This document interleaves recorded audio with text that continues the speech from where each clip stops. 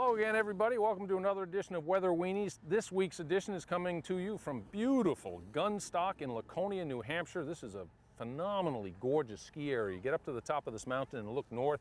You look across the frozen waters of Lake Winnipesaukee and on toward the White Mountains, where you can see Mount Washington quite often when the mushroom cap of cloud comes over the big rock in northern New Hampshire. Got a lot to talk about this week, and I'm going to start with a bit of an example of something from the Seinfeld show, for those of you who are aficionados of the show as I am. The Costanza family had a rather unique way to celebrate the holidays. They called it Festivus, and it was Festivus for the rest of us. And one of the aspects of Festivus was the airing of grievances. And I've got a grievance to air today, and here it is. I've been watching a lot of the Olympic coverage, and presumably you have too as a lover of winter sports. Starting with the men's moguls about a week ago, Johnny Mosley, one of the NBC announcers, was talking about Carney, the woman who won the moguls from Vermont, and he said something to the effect that, well, she's from the East, so she's trained a lot on ice.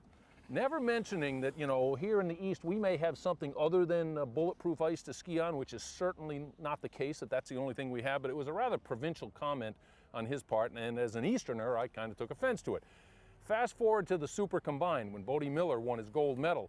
Todd Brooker, also of NBC, made the remark, well, the course is firm and hard, it's icy, so Bodie's from the East, he's used to skiing on ice, he'll do well. You guys get a demerit for me, because obviously you haven't spent a lot of time skiing in the eastern part of the United States, or Brooker, for your case, in eastern Canada. We don't always ski on ice, we seldom ski on ice, and the rest of the country needs to learn that lesson. There's the airing of grievances. Now back to the weather. Same old story, ridge in the west, trough in the east. We've had that almost all winter. Up here in the northwest, the Olympic Games are on the western edge of the ridge. Every now and then they get a little piece of moisture to come in off the ocean. They've had some snow up at Whistler, but the last 4 or 5 days have been kind of quiet in that regard. The southern branch of the jet stream got busy about 10 days ago, and early this week there was a good-sized snowfall in the southern Rockies and in the Sangre de Cristos, and also across the southern Sierra. It really got going in southern Utah and southwestern Colorado, northern New Mexico. That energy came east, and by the time you see this, we will already have had a very complex weather system develop in the eastern third of the country. It involved, and now I'm speaking in past tense, one storm that went up into the Great Lakes and brought some snow to Chicago and a little bit of snow to the resorts in the Great Lakes region. The northern extent of the snow really wasn't that great, so it didn't make it all the way up to the Canadian border.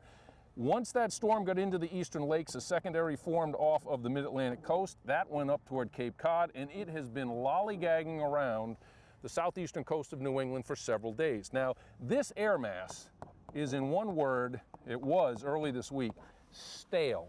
With this trough here for the last few weeks, the storms have gone up into the Maritimes, and the maritime air has been recycled and recycled. No Arctic air. It has been mild as the last couple of weeks of February have started to unfold. So when this secondary headed up to Cape Cod along the coast, it fell mostly in the form of rain because the air simply wasn't cold enough to support snow.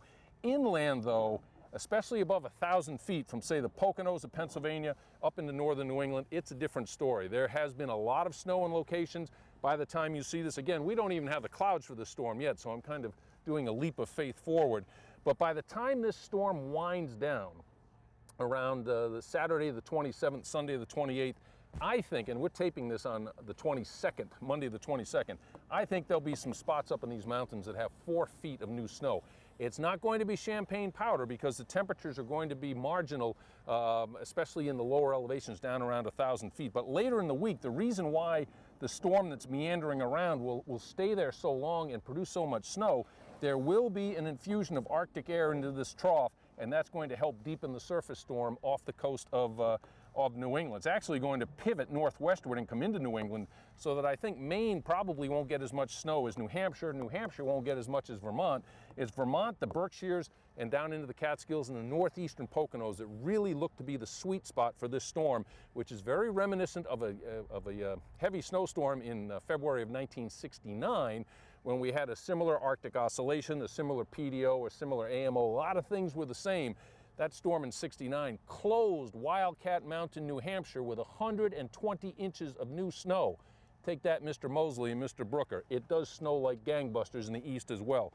Meanwhile, out west, once we get to the weekend of the 27th and 28th, another storm is going to come through the southern branch. Looks like the snow, the meaningful snow, will extend as far north as about I-80. That means the Wasatch should get a pretty good shot of snow. Most of Colorado, with a possible exception of the areas way up by the Wyoming border, they should get a good shot of snow.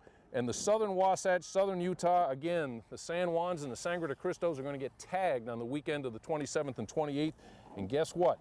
That system's going to come through the southern branch. Now you're going to have an eastern trough that has a fresh shot of Arctic air in it, and I think there'll be another storm in the southeast headed up the east coast the week of it'll be the week of the 1st of March. I almost said the 29th of February, but this is not a leap year. So as we look back on the week that's just happened, I think by the time you see this, there'll be a lot of snow in places in the east.